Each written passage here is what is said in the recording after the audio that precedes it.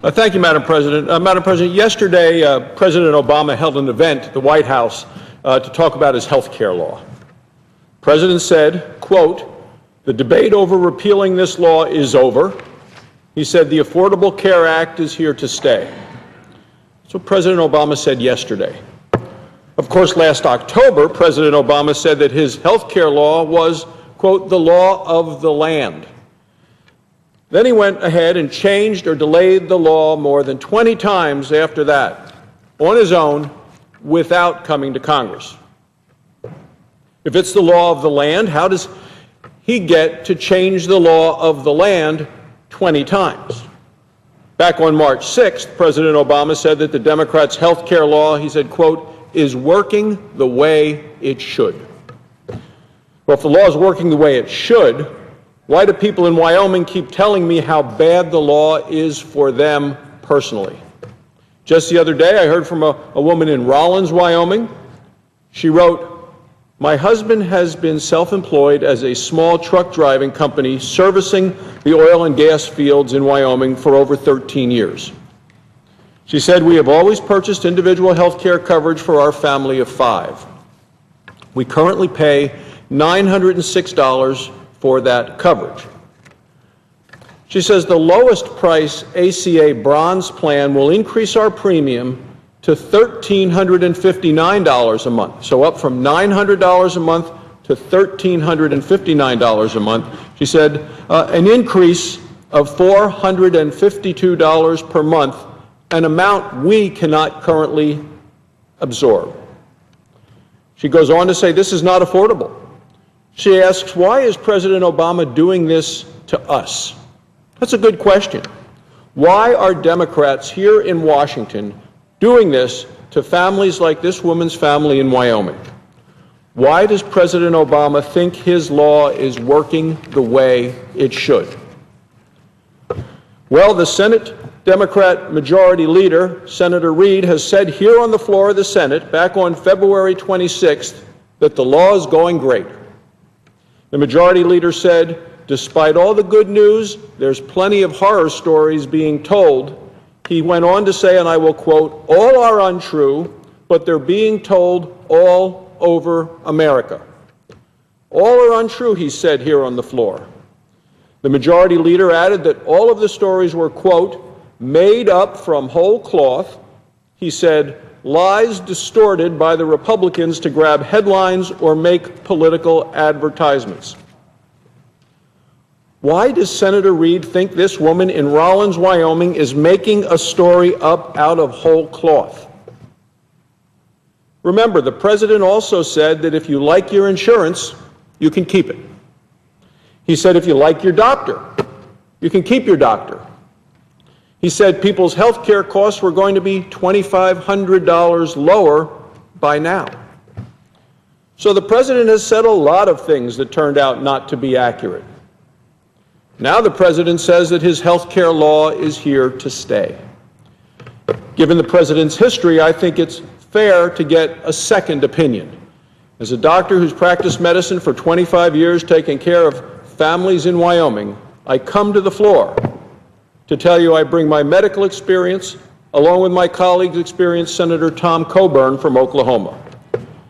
He and I have put together a report that looks at some of the promises that the Democrats have made about the law and some of the things Republicans have said about it.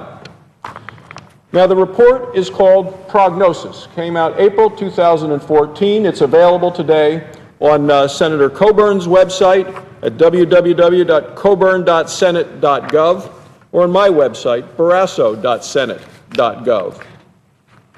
What we have done is come out with a report going through 3 different previous reports that as doctors we put out watching the health care law as it has been developing.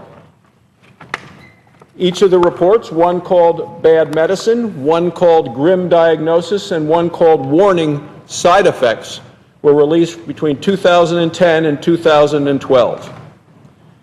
We grade ourselves now on how the predictions that we've made over the last 4 years have turned out. First prediction we made, report number 1, Bad Medicine, we warned millions of Americans could lose their health insurance plans. Well, Madam President, headlines all across the country showed that over 5 million Americans did, in fact, get letters that they lost their health insurance plan. Health insurance they liked, worked for them, something that they chose, and they lost them because the president said it wasn't good enough. He said he knew more about what they needed for themselves and their family than they did. So we predicted that 4 years ago. Millions would lose their health insurance plans, and millions did. Now, we warned that the law's new mandates would increase health costs and obviously increase the cost of insurance. Well, that original diagnosis is confirmed as well. As the letter I just read from the family in Rollins, Wyoming, families all across Wyoming and all across the country are seeing incredible increases in the cost of their insurance. They're paying more. In their opinions, they are getting worse insurance. The President said better, I say worse, because they're having to pay for lots of things they don't ever need, they don't want, they will never use. But yet the President says he knows better than they do about what kind of insurance they need and what's best for them and their family. They're also being faced with higher copays, higher deductibles, higher out-of-pocket costs. We warned additionally that short-term fixes threaten seniors' long-term access to care. That is actually exactly what happened. The health care law took $500 billion off of the Medicare program to take care of our seniors, not to strengthen Medicare, not to help our seniors, but to start a whole new government program for other people. And for those 14 million Americans on Medicare Advantage, a program for which there are advantages. Preventive care, coordinated care, things that one would want. Well, that's been dramatically hurt by the President's decision to take money away from the very popular Medicare Advantage plan.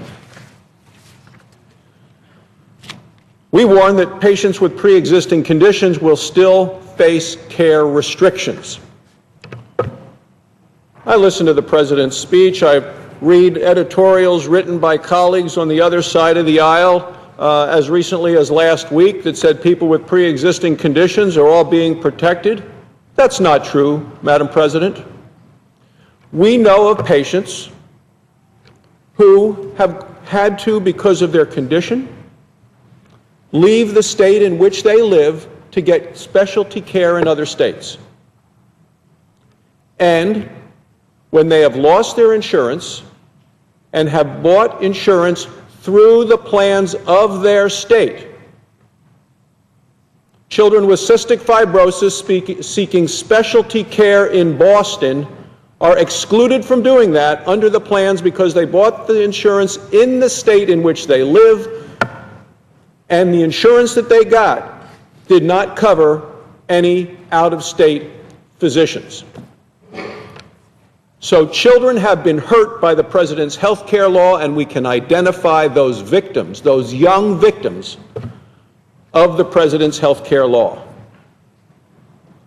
We warn that the individual mandate will fail with the IRS as an enforcer. The IRS even admits they don't have a whole mechanism put together to make sure that the mandate to fine Americans for not buying a government-approved product would be collected by the IRS. And we warned that new IRS taxes would harm small businesses. Again, that initial diagnosis is now confirmed. Small businesses are impacted all across the country by additional expenses and costs, making it much harder for them to provide insurance to their workers.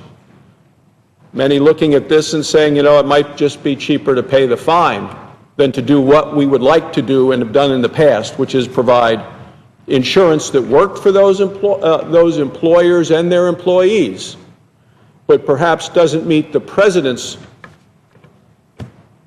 recommendations of what many people say is much more insurance that they will ever need, want, use, or can afford. The second report that we came out with a number of years ago is called Grim Diagnosis. And in that, we went through a number of concerns that we had about the health care law after the initial report on bad medicine. Grim Diagnosis provided warnings that the employer mandate would lower incomes and result in hundreds of thousands of jobs being lost.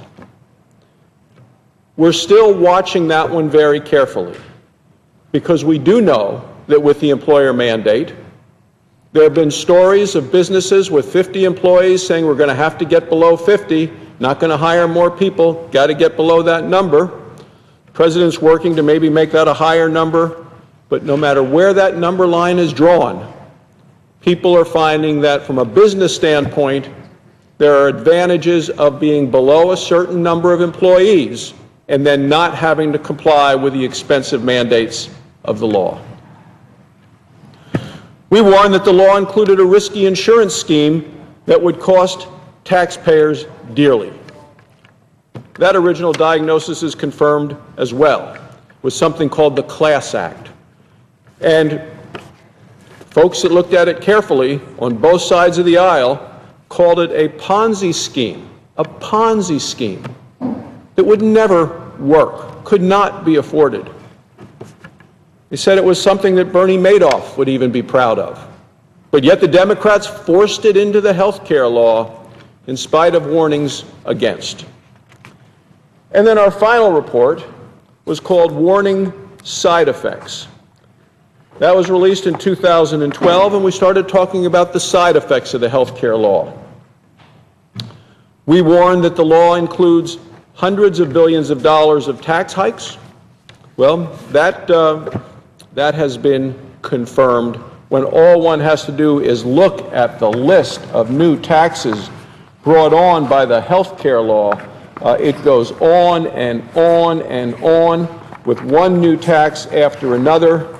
And these are taxes on real people that get passed on to others if they're applied to a business, and totaling $1 trillion in gross tax increases over the next 10 years. $1 trillion from 2013 to 2022.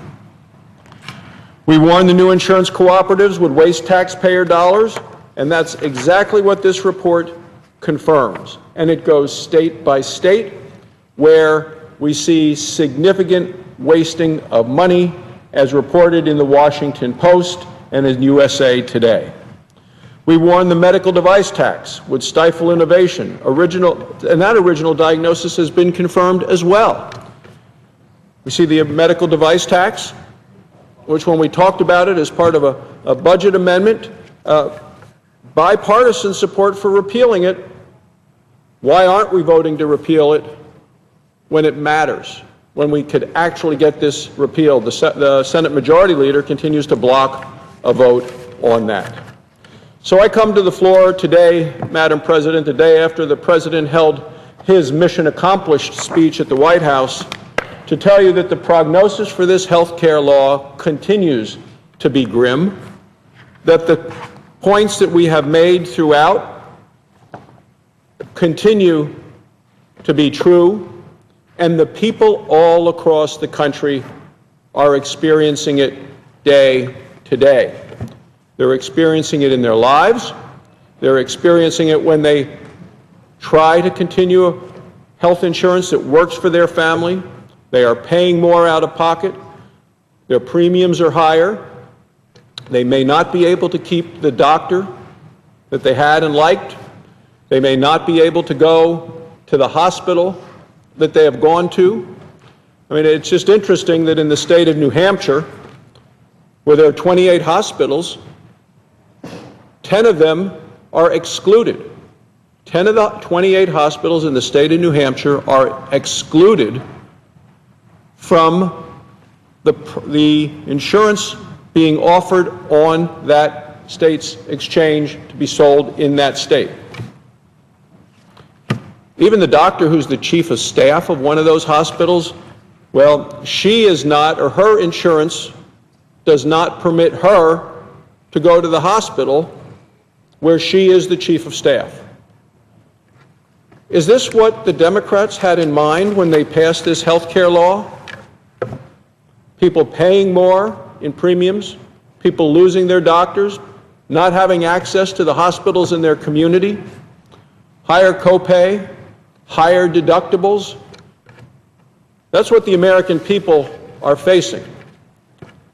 So I think it's time for the President of the United States to acknowledge the pain that his health care law has caused people across the country. And I know he watches the polls, and the polls continue to show that for every one person who says they may have been helped by the health care law, there are more than 2 people who say they've been harmed. People knew that we needed health care reform in this country, and they knew the reason. People knew what they wanted. They wanted the care they need from a doctor they choose at lower costs. And this health care law has failed to deliver to the American people what they wanted, what they asked for, and instead are trying to deal day to day with something that the Democrats in this Senate and in the House shoved down the throats of the American people. Thank you, Madam President. I yield the floor.